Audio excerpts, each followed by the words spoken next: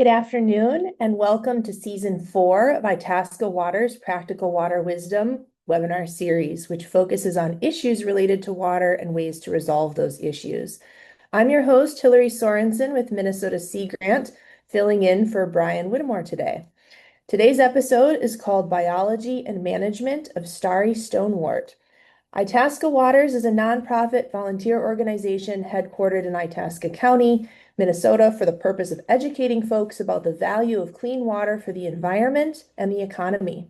We offer a ton of good information for full and part-time residents through our programs, and it's all available on our website, itascawaters.org. We'd like to thank these partners who've been with us all along for helping Itasca Waters offer our Water Wisdom series. Today, Dan Larkin will speak to us for about a half hour and then take your questions. To submit a brief question, just click on the Q&A button at the bottom of your screen and type it in. You can do this anytime during the program, and once the presentation is over, we will read the questions out loud on your behalf. Today's program is being recorded and will soon be available on our website, itascawaters.org. As we mentioned, the subject for today is biology and management of starry stonewort, and our expert presenter is Dr. Daniel Larkin, who is a professor and extension specialist at the Department of Fisheries, Wildlife, and Conservation Biology at the University of Minnesota, Twin Cities, and a fellow and research chair with the Minnesota Aquatic Invasive Species Research Center. He and his research team work on applied challenges in invasive species management and ecological restoration in lakes, wetlands, and terrestrial habitats. Through his extension program, he trains volunteers and professionals to support invasive species response and ecological restoration efforts. Dan has a Ph.D. in botany from the University of Wisconsin-Madison and studied biology as an undergraduate at the University of California, Santa Cruz. So with that, let's get to it. Here is Dan Larkin. Thanks, Hillary, and thank you for the invitation to present today. I'm happy to be here, and thank you as well to those of you who are joining us. So I'll start off with an overview of what I'm going to present on today. I'm first going to introduce you to what this species is, how it has spread in North America and Minnesota, and some of the things we know about its ecological impacts. And then the second half of my talk, I'm going to switch gears to mitigation efforts, present on a recent analysis we did on evaluating the effectiveness of current management approaches for starry stonewort, and then end by sharing some information about how you can get involved in responding to starry stonewort. I first want to acknowledge the people and funding sources that enabled all of this work. Some great folks who have been in my lab working on starry stonewort over the years, and then too many collaborators to name from departments of natural resources in multiple states, other agencies, etc. And we're grateful for funding from MACER, from the Environment and Natural Resources Trust Fund, LCCMR, funding from the Minnesota DNR, and from University of Minnesota Extension. So I always like to start these talks by looking at the tree of life to explain where starry stonewort fits on that. So this is a diagram of all life on Earth, including us, plants, and you name it. And starry stonewort sits right here in the green algae, closely related to plants that we deal with in our lives every day. And the reason I like to start with the tree of life is because algae is kind of a challenging term. It's not at all an evolutionary term. The algae are, what we call algae are species that are distantly related to each other, but sort of share some ecological characteristics. And that includes things like bacteria, the harmful blue-green algae that you've heard about that can sicken dogs and be toxic. And The reason I want to differentiate where starry stonewort sits is basically this term algae brings a bunch of baggage with it, and things like cyanobacteria that were more closely related to starry stonewort than it is to cyanobacteria. Zooming in a little bit more, starry stonewort sits here in a group of green algae called charophytes that are ancestral and closely related to all of the land plants and the vascular plants. It is important to recognize that starry stonewort is an alga. That has consequences. For example, it doesn't have vasculature the way vascular plants do, and so we can't exploit that in chemical treatment in the way that we can with Eurasian water milfoil or curly-leaf pondweed or other vascular plants. But it's also sort of important to recognize it as a plant, that structurally this is a macrophyte. It's not a filamentous algae or a phytoplankton or a blue-green algae. It's a plant-like algae. This species is native to Europe and Asia, and it was first found in North America in the mid-1970s. And another aspect of its biology, males and females are separate individuals, and so far only males have been found in North America. And so that means that the spread here has been all vegetative or clonal. It's from fragments and bulbils that starry stonewort has been spreading around. And here's a highly magnified photo of one of these bulbils. So they're small star-shaped white structures that give it the name starry stonewort. And boater movement, for a variety of reasons, boater movement appears to be the major driver of spread. And that's something we've addressed looking, for example, at patterns of spread within lakes where we see starry stonewort infestations tending to begin at boat launches and accesses and then moving out to the lake. Interestingly, in its native range, it's a rare species. It's often on conservation red lists, meaning it has like a threatened or endangered status in many countries, and it's a conservation priority. So this is something that can happen when we move species around. We can have species that are sort of wimps in their native range become bullies in their introduced range for a variety of reasons, and that's the case here. So the spread in North America is basically throughout the footprint of the Great Lakes Basin. These circles are scaled to the number of different samples they represent, and you can see it spans from northern Vermont in the east, and with us in Minnesota on the western edge. And then there's also, this map probably underrepresents the populations in Canada. This is what the accumulation of records has looked like over the years, with Minnesota there highlighted in a different color. It was first found in Minnesota in 2015.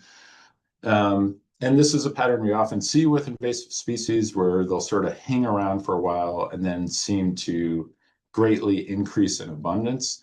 I will say that probably a really large amount of this increase is due to growing awareness and concern about this species. So it was really around 2010 that starry stonewort got on the radar of people in the aquatic plant management world, and there was greatly increased effort to identify it. So this is not just biological increase, but also awareness increase that we're seeing in this graph. And then here's the growth in Minnesota. That first dot was Lake Coronis in central Minnesota, and these are the known water bodies popping up from 2015 to 2014. You'll see that there's sort of two main clusters, one in central Minnesota and one up north, including in Itasca County. And then we've got a single known population in the Twin Cities metro. So when we started working on this species back in 2015, there was very little known about its ecology as an invasive species. And one of the things that we were most interested to learn is what are the likely impacts of starry stonewort to native aquatic plants. And so a former graduate student of mine, Carly Wagner, who's now with the Minnesota DNR, performed scuba-based sampling in three lakes, Lake Coronis, Moose Lake, and Lake Winnipegashish. And we've got an Itasca water included here for our Itasca waters presentation. And what Carly did is really extensive sampling in the summer of 2018, where she had a lot of plots scattered throughout the starry stonewort infested areas of these three lakes.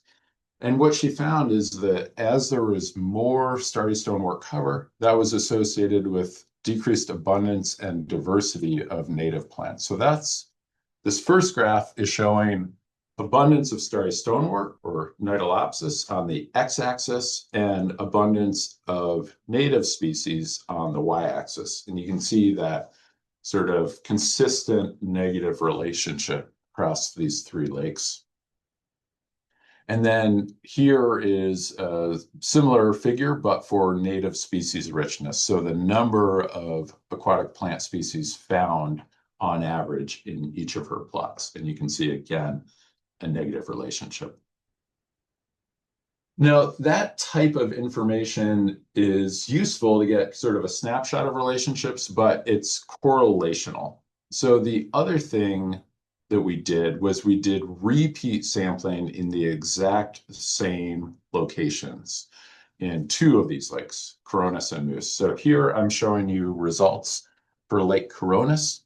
And in these little animated figures, those red bars are the abundance of starry stonewort, and those turquoise bars are the number of native plant species. And what you're seeing is a pattern that over this 3-year period, you have an increase in starry stonewort that's pretty rapid, and along with that, a decline in native species. So in this lake, in this 3-year period, we saw this consistent shift towards starry stonewort dominance and loss of native plant species. So that's obviously a concerning pattern ecologically.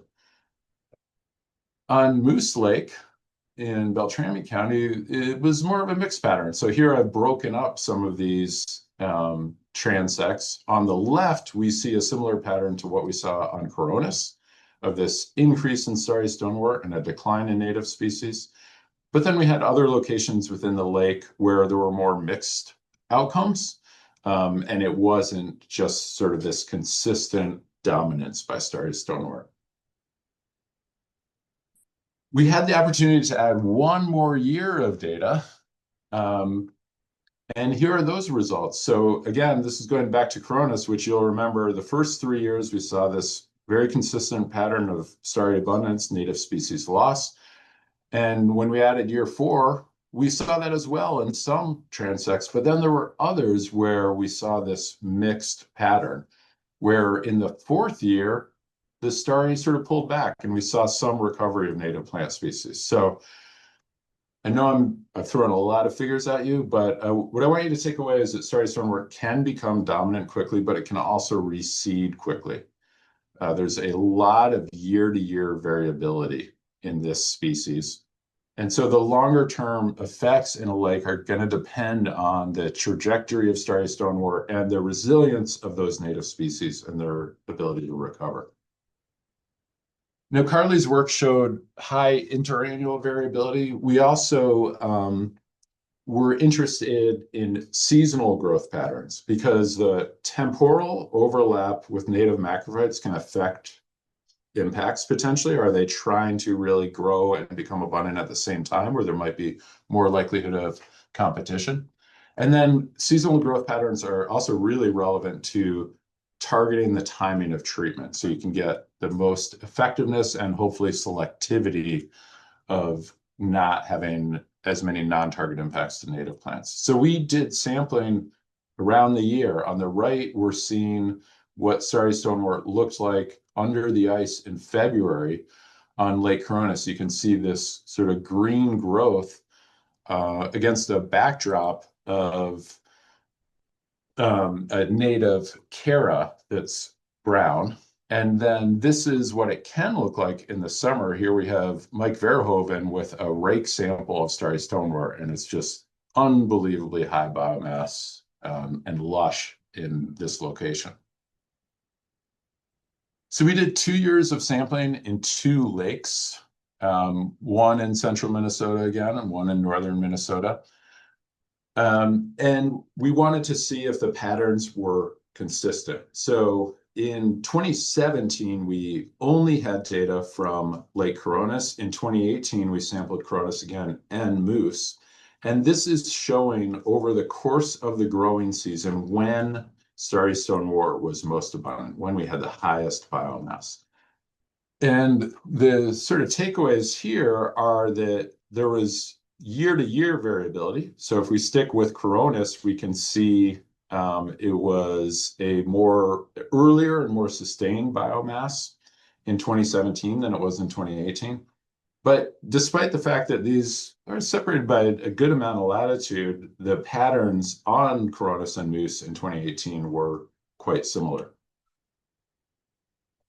I mentioned the bulbils earlier. This is how starry stonewort overwinters, sort of how it hibernates, and then also how it spreads around. And so we were interested in if there was changes in bulbil density over the season as well. And in that case, the data were a lot messier. And Ryan Wursel at Minnesota State University of Mankato has also had a grad student looking at this. And we found that there's a lot of variability in bulbil density, spot to spot at the same time and over time. So you can have a sample where you get just a few, and you can have a sample where you get thousands that are close to each other.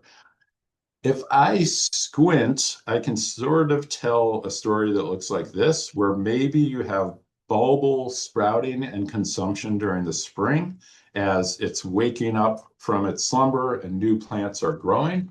And then once it's produced that biomass and been able to perform all that photosynthesis, we have production of new bulbils and sort of a recharge. But again, have to squint to get there. Returning to the overall biomass, what we see is a distinctly later phenology than common native macrophytes or aquatic plant species, as well as other invasives that we deal with in Minnesota. So here I'm showing the results for native species versus starry stonewort. This starry stonewort is this filled turquoise here. And you can see it sustained abundance quite late into, late summer, early fall, out into October. Whereas close relatives, Cara species or muskgrass species, grew earlier and senesced earlier, and that was true if we lumped all the other native plant species as well. So distinctly later than other native species, and then also distinctly later than other invasives that we deal with. So Potamogene crispus, that's curly leaf pondweed, which is sort of famously has this early growth in Minnesota lakes. And then here's Eurasian water milfoil in yellow. So what we saw was sort of a different phenological niche, a different seasonality to this species than the other species present in Minnesota lakes. And we're not the first to show this. There was actually an even more extreme pattern observed in the Detroit River in the 1980s. So similar plot to the ones I've been showing you. Here is starry stonewort. Here are other aquatic plant species. And you can see in their case, there was pretty high abundance of starry stonewort out into December and January, which is really remarkable. So I think this challenges us in terms of control, which is what I'll talk about next. So we've got a bit of a conundrum as to when can we treat for high effectiveness with minimal collateral damage to native species. Early on, the starry stonewort growth is sort of minimal and regrowth is likely. So it's not really there in the spring the way curly leaf pondweed is for us to target. In mid-season, we've got good starry stonewort biomass, but also native species are peaking, so we have to worry about those non-target impacts. Later on, when we just have that starry stonewort sticking around, we can kind of kick it when it's headed down anyway, when it's starting to senesce, but by that time, there's probably already been recharge of that bank of baubles in the sediment, which our current treatment chemistries do not affect. So, what does management look like? How effective is management? There have been many control attempts in US Great Lakes states, and there have been a number of small scale field and laboratory trials that have been published, coming out of my lab, Ryan Worsel's lab, and others. But what we lacked was sort of a broader synthesis to evaluate overall management effectiveness. We've got a lot of attempts. What do the results look like?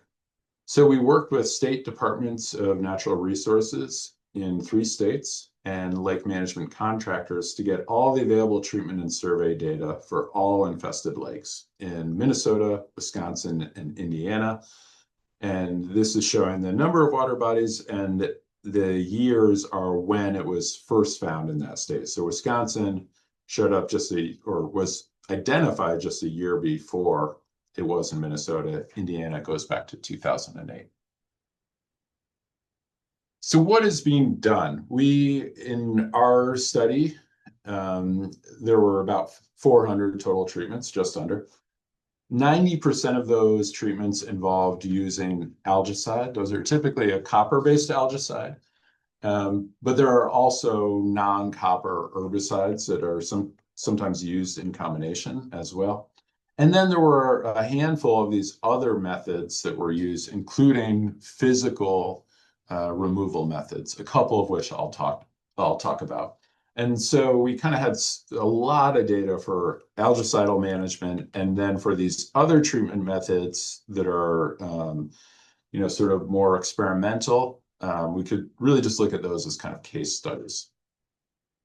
We had a lot of survey data, and I just want to break down a little bit about what these different types of data are. So there's a common sampling method for lake plants are point intercept or PI surveys. And so a grid of points across the vegetative zone of a lake is sampled.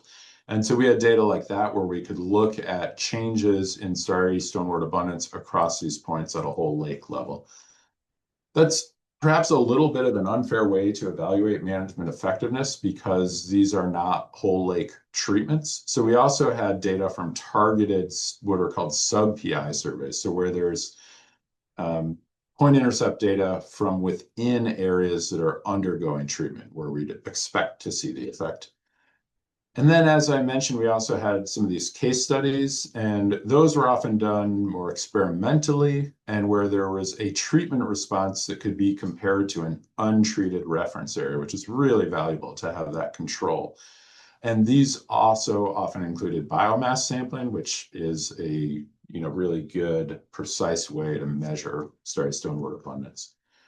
So we have a lot of data and at this broadest spatial scale. And then when we get to these more refined approaches, that's where the available data becomes less and less. So for whole lake PI surveys, we had data from 35 lakes across 10 years, over 150 total PI surveys. And the data would sort of look like this cartoon where a bunch of points were sampled and starry stonewort showed up in some spots around the lake. And that gives us a proportion of the lake that's occupied. And then the data that are collected, that proportion that's occupied, we call frequency of occurrence, and that can range from 0 to 1. You can sort of think of it as percent cover. And that's the data I'll be showing today. So what does it look like when starry stonewort gets into a lake across these states? So here on the x-axis, I'm going to go show you the years since starry stonewort was found in a given lake. And then on the y-axis, I'm going to show you that extent of lake-wide cover. Each of these lines in this admittedly busy graph is a different lake across these three states. And when there was treatment, which was very often the case, we have these filled circles. And when a lake wasn't treated, we have these open circles. So while there's a lot of variability, what I want you to know is overall, there was a pattern of increased abundance at the lake level of starry stonewort, even though in many of these lakes, management was being done. So the takeaway here is that our current tools are not effective enough to stop expansion of large populations. Unlike the case of Eurasian water milfoil or curly leaf pondweed, where we've worked out good strategies, we have good chemistries where we can get effective control. We can't eradicate those plants, but we can shrink them in their lake-wide extent. We're not there yet with starry stonewort. We also, though, see that the conclusions are limited by lack of good baseline data. And in particular, a real gap in this analysis was that monitoring of untreated lakes over time was relatively rare. Most of the monitoring, understandably, happened where starry stonewort was being treated, but we need those untreated controls as a baseline. We also, as I mentioned, had these targeted sub-PI surveys, and for these we had before-after data. So each of these lines is connecting the abundance of starry stonewort before the treatment happened with the abundance after treatment happened. See a lot of variability. This thick black line is the average across all of these treatments, and it was a significant but modest decrease in the cover of starry stonewort within these smaller treatment areas. But that's obscuring a lot of variability. And so here I'm just subsetting cases from this broader figure where we see that there are some cases where we had really good results and we saw decreases, others where the starry stonewort is pretty much unaffected, and others where it increased despite the management happening. So a general pattern of treatment decreasing the extent of starry stonewort, but outcomes highly variable. And I think this suggests an opportunity to identify the factors that are affecting success and try to standardize practices and hone our management strategies. So the best type of data that was available, and largely from Lake Coronis in Minnesota, has really been a hotbed of good monitoring, is these what we call BACI, or before after control impact data. So in these cases, there's a designated area that's going to be treated, a designated area that hopefully has kind of similar characteristics that is not going to be treated. The treatment happens here with this orange starburst, and we then sample both locations again. And so this gives us that we can see change over time against a baseline where management isn't happening. And in some of these cases, like here on Lake Coronis in 2016, we see really good biomass reduction. This is showing a reference here, this dashed line where there was no treatment. And then we have a area that was treated with algicide here, this orange burst. And then we had an area that had algicide as well as mechanical harvesting. And we can see that these treatments really greatly reduce the biomass of starry stonewort within a growing season relative to the reference. So you can get really good short-term biomass reduction. The problem, though, is then the starry stonewort is growing back in subsequent years. Now, just before I shift gears to what you can do, I want to highlight early detection. Early detection greatly expands the treatment menu, and in particular for the smallest populations, hand pooling, sometimes with algicide treatment, has been highly effective. So these are 3 Minnesota lakes, and this is showing years over time on the x-axis, and then the amount of starry stonewort that divers are pulling out of these invaded areas. And what we see is that they're starting out with very high biomass of starry stonewort, but these are small populations. They're carefully hand removing all the biomass they can and weighing it. And then we see in subsequent years that then they're just sort of chasing little fragments. Same thing for these lakes, but they also included algicide treatments as well. And so in none of these have we had eradication, but it's been controlled, it's been contained. So far in these lakes, it hasn't been found spreading out. So this is really where the value of early detection is. So it enables this highly effective rapid response. So early detection is a great investment, and there are a number of examples that enable it. I'll talk about Starry Trek. And then there's a lot of monitoring that's going on around the state by various agency staff and others. And the value of early detection is if it enables that rapid response. For that rapid response to happen, local groups, lake associations, and others need support to manage new populations, both technical, scientific support, as well as financial and other types of support. So to close, how can you get involved? As Hillary mentioned in my introduction, in addition to being regular research faculty, I also have an extension appointment, and I'm fortunate to work with two great colleagues. The three of us together are the AIS Detectorist program here at the University of Minnesota, supported by Extension and MACER. And one of our programs, and I know there are folks on this webinar who have participated, is something we call Starry Trek. It's a statewide single-day volunteer search effort. There are about 20 meetups around the state that are county-based, where local coordinators train and manage participants. This is done in partnership with the Minnesota DNR, and we also do it on the same day and in coordination with a sister program in Wisconsin called AIS Snapshot Day. This year, Starry Trek will be on Saturday, August 9th, and you can go to starrytrek.org to learn more and register. What we do is we use our research for site selection. We developed a water chemistry-based risk model. Here, this is showing lakes. The dots represent lakes. Those that are a redder tone are, sort of, we think, better habitat for starry stonewort. And so we factor this into where we send volunteers out to search.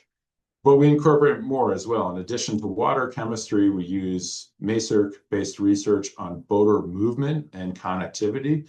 Probably a lot of you are familiar with this AIS Explorer tool that MACER produced to look at risk of starry stonewort and zebra mussel spread. And here for Itasca County, we can see for starry stonewort that we've got 3 known infested water bodies.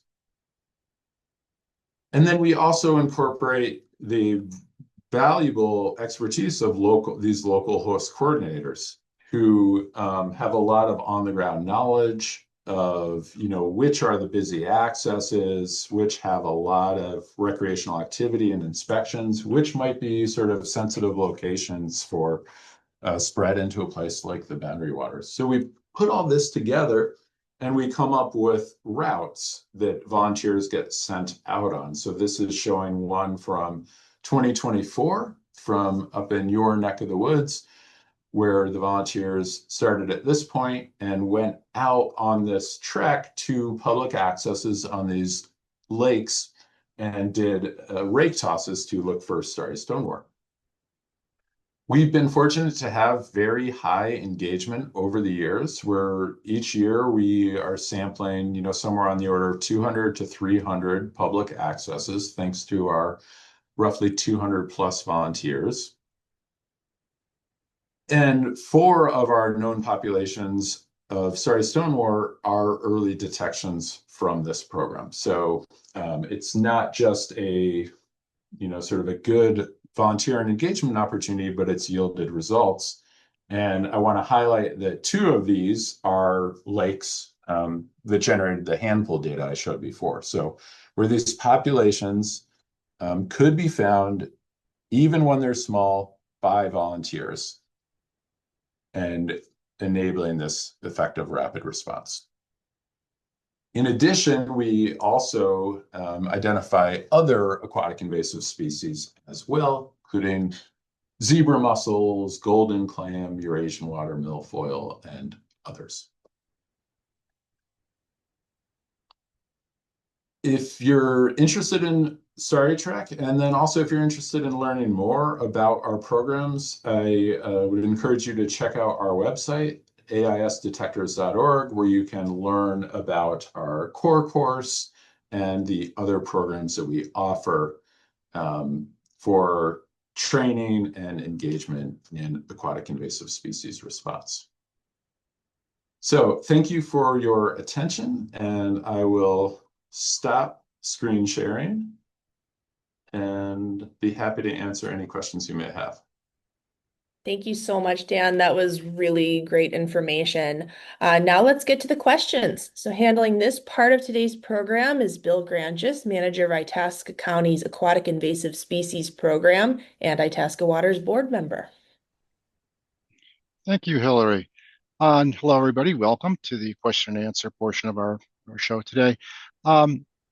Please use the chat function. We're not using Q&A. I see we've got some questions coming in already. That's great. Don't use chat function. If you don't get an answer to your question, and we may combine like questions together, but if you don't get an answer to your question and you really like an answer, please email your question to info@itascawaters.org, and we'll be sure to get an answer back to you. Okay, let's start off with some questions here that we got during Dan's presentation. First question for you, Dan. Is there any potential use for harvested starry stonewort, use as fertilizer or mulch? And is there any benefit for a lake to remove the growth? Yeah, good question. It has been used, sort of composted as a mulch. And I think it's probably pretty good as an amendment in that way for various agricultural applications. Obviously, you need to make sure it's being land applied away from a water body. But if it is done in that way, it should be a pretty low risk use for the material. One thing about aquatic plants in general, we have these mechanical harvesting programs. There is a lot of biomass. It is very heavy biomass. And by that, I mean, we're talking about plants where it could be 95% of the weight is water. So relative to terrestrial plants, that's a lot of, kind of transportation resources. But yeah, certainly could be land applied as a soil amendment. And as far as mechanical harvesting in general, so, Corona stands out as a lake that's worked the most at mechanical harvesting.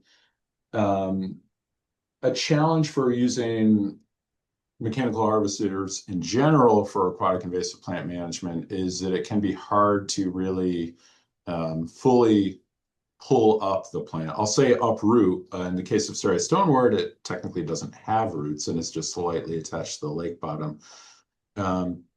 So I think mechanical harvesting can be a useful tool for sort of reducing nuisance growth, probably less so for a case where you really want to have good population control. Very good. Thank you. Karen, hi, Karen, asks, what treatment methods are being used to treat starry stonewort on Pokegama Lake, and have you seen much success? Ooh, I'm going to turn that question right back around to Bill, actually, because Yeah. Bill mentioned that he was out on Pokegama yesterday with folks from the Minnesota DNR. I myself have not been to Pokegama to check out the starry, and I'm not sure what management is planned. Management is planned, treatment is planned for this year. Right now, we are doing a bulbil density study, but we are monitoring it very closely. So stay tuned. It's very tricky because it's in a narrow channel that has a pretty strong current in it. And it's a very popular landing that unfortunately we can't close down. But we are going to treat it this year. Great. And I'll just chime in on that. You mentioned the bulbal density, and I talked a little bit about bulbal density.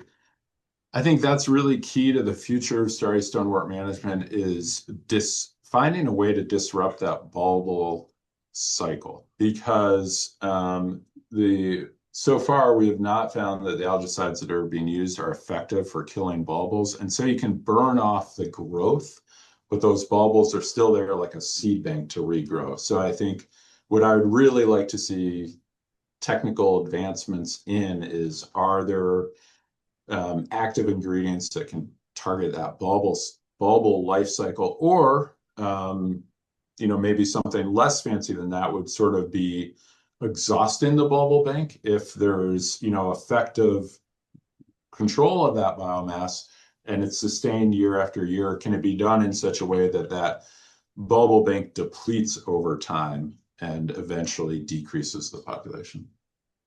Absolutely. Lisa asks a question. Aren't you concerned that using copper algicides and its effect on microinvertebrates, etc.? Does copper sulfate remain the best herbicide to use to mitigate increase in biomass? Yeah, great question. There is concern about using copper. Copper is not a selective pesticide. It kills many different things and can have a variety of sublethal effects. And there's one of the PhD students here at Macerc has been actually doing a systematic review to look at the non-target impacts of using copper in lakes. So that is concerning from the perspective of potential non-target impacts.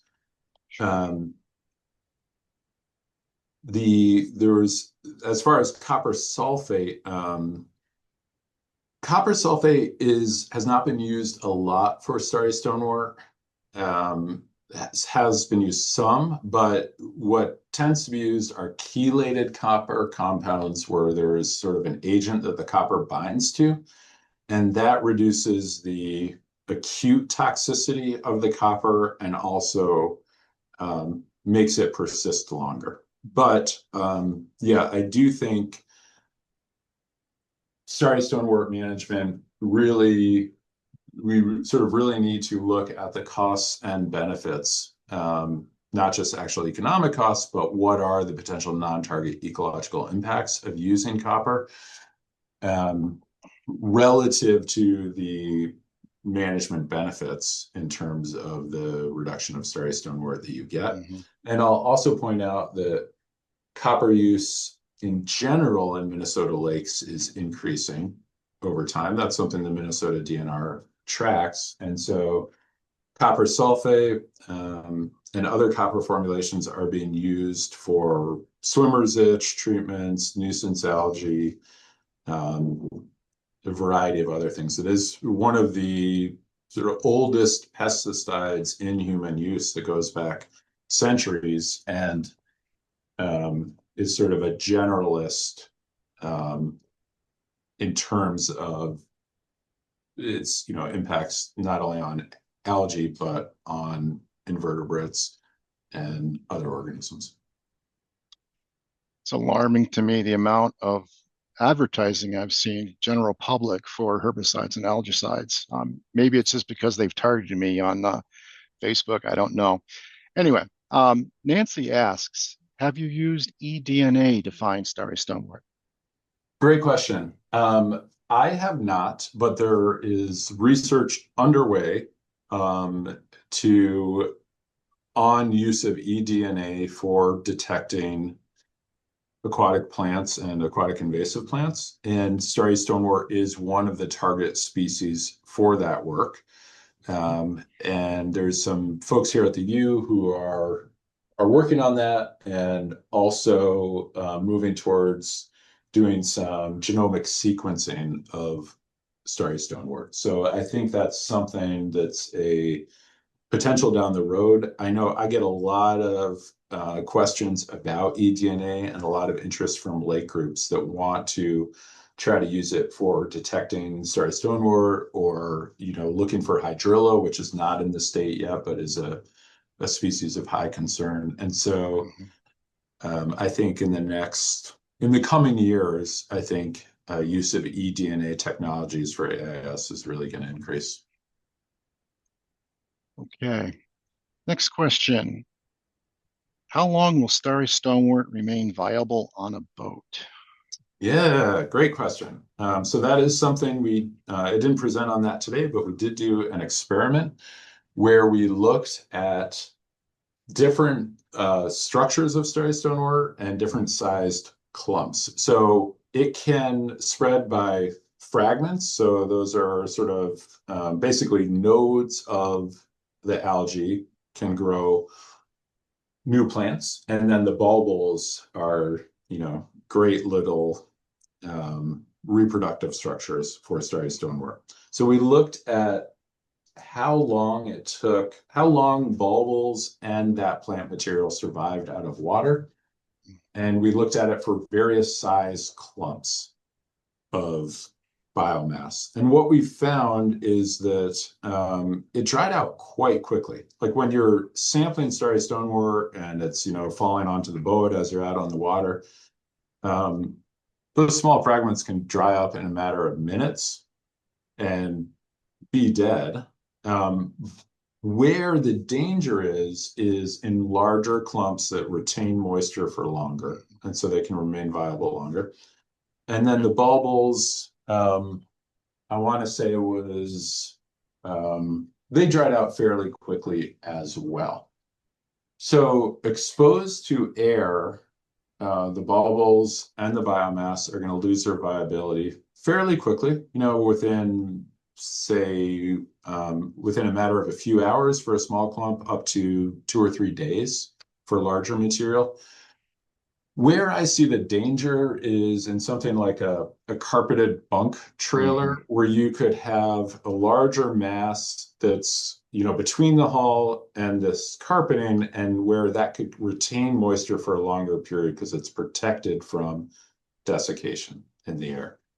One thing that's good is that we're not talking about microscopic amounts of material that can lead to new infestations.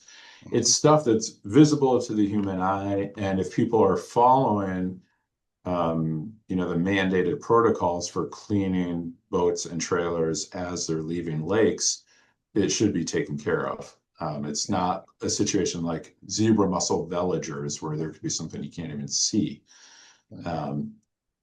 So it does dry out fairly quickly, which is good news. And I think that may be part of the reason that we sort of see these two main clusters, is that those larger leaps over longer areas are probably relatively rare because it requires that material remain moist during transport, but then it can make these like short little jumps from lake to lake once it gets to an area.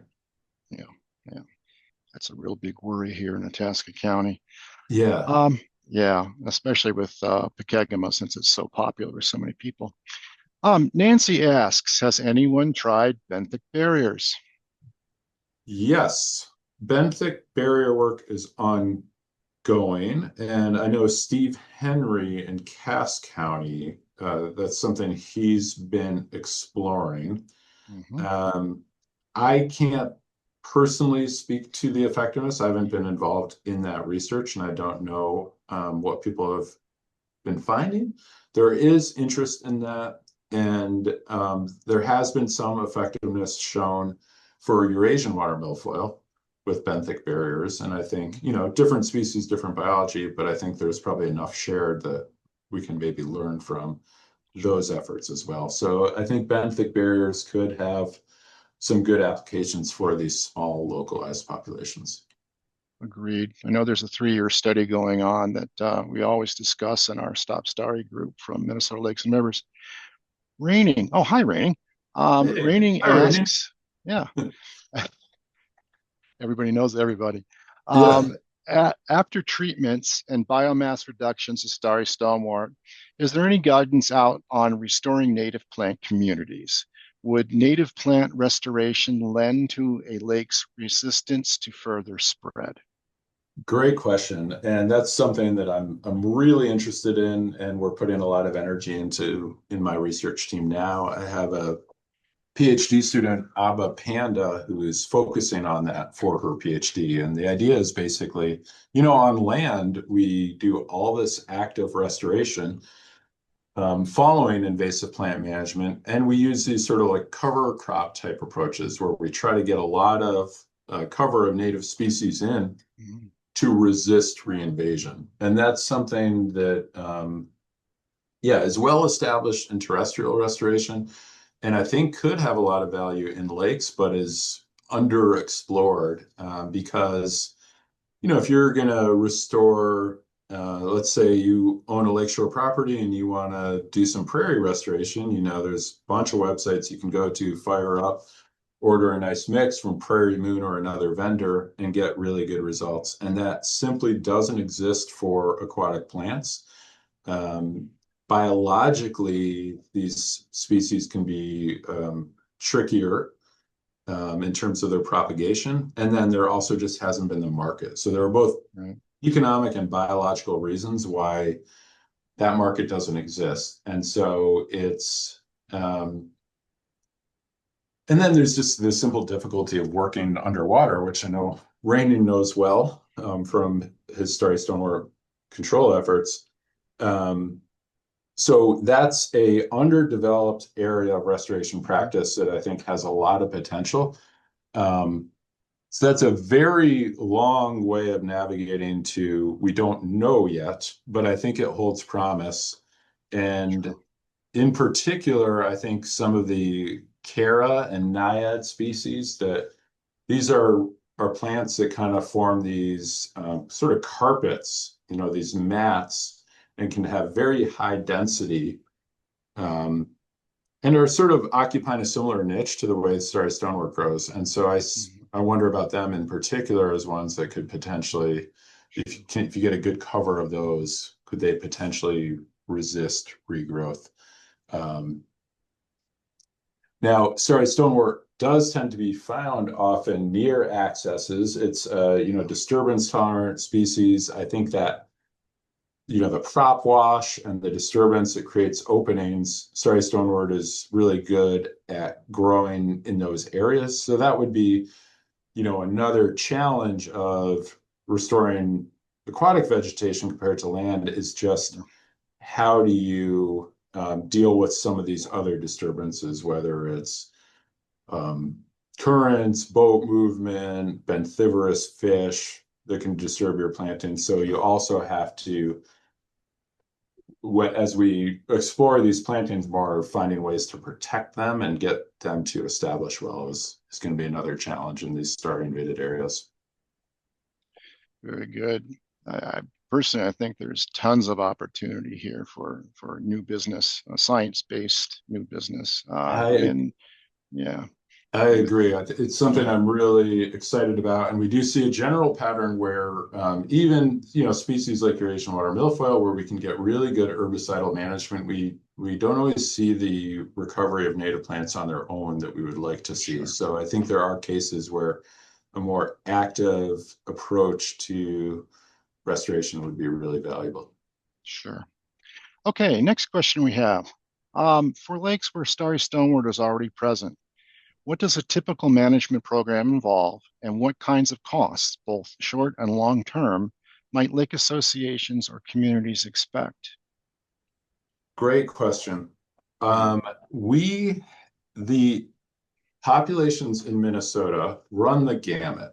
We have cases like some of these hand pools I showed you where it's just a very small infested area. It's very contained.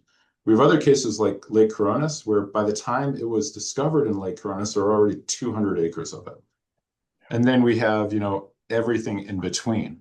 So the management costs can be very high, as in the case of Coronis, where they've been trying to manage these very large areas. And so that, like any aquatic plant management program, has pretty high per acre expense. Um, to these small populations where it might be a matter of hiring, skilled divers to come out 3 times a year to do hand pulling, and the cost could be much more modest. So um, it really depends on the size of the infestation and the management goals. In terms of kind of what are reasonable goals, that also really depends on the scale of the infestation. When you're getting up into the tens of acres and above, what is currently a realistic target is nuisance reduction. You can, as I showed, you can kill back that biomass, and that'll, provide relief for those lakeshore property owners or lake users in that area. But you can expect regrowth, and that needing to be something that's done continuously to provide that nuisance relief. In contrast with these smaller areas, there's the potential for very effective containment, if not eventually eradication. That would be the dream, is if some of these very small populations can finally be eliminated, but that hasn't happened yet. Not yet. Yeah. I mean, hopefully, yeah. Okay, next question. Are there specific lake types or bottom conditions, such as water clarity, sediment type, or chemistry, where starry stonewort has difficulty establishing or surviving? What makes those environments less favorable for its growth? Yeah. Yeah. So starry stonewort likes hard water. It likes pretty high alkalinity, pretty decent productivity. So, higher nitrogen, phosphorus. Um, so what we haven't seen yet is really these kind of soft water oligotrophic lakes, like say we have in the Arrowhead. We haven't yet seen starry in those lakes, and those are the conditions where I would hope that maybe it wouldn't perform well, because it loves calcium. And so I think it's possible that the alkalinity, conductivity, water hardness would be insufficient for starry. And so that's what that water chemistry based risk model was really based on. Okay, we have time for one last question. Do I need any prior experience to participate in Starry Trek? And what kind of training will I receive before heading out to lakes? Also, do I need to bring any special equipment, or will everything be provided? Wow. Thank you for that question. I Yeah, should have planted that question, because that's such a yeah. great way to end. So thanks for asking that. You do not need any special training, and you do not need any special equipment. Our host coordinators, who do tremendous work, will provide training on site when you arrive, and they will give you all the equipment that you need. They'll give you basically double-headed metal garden rake on a rope.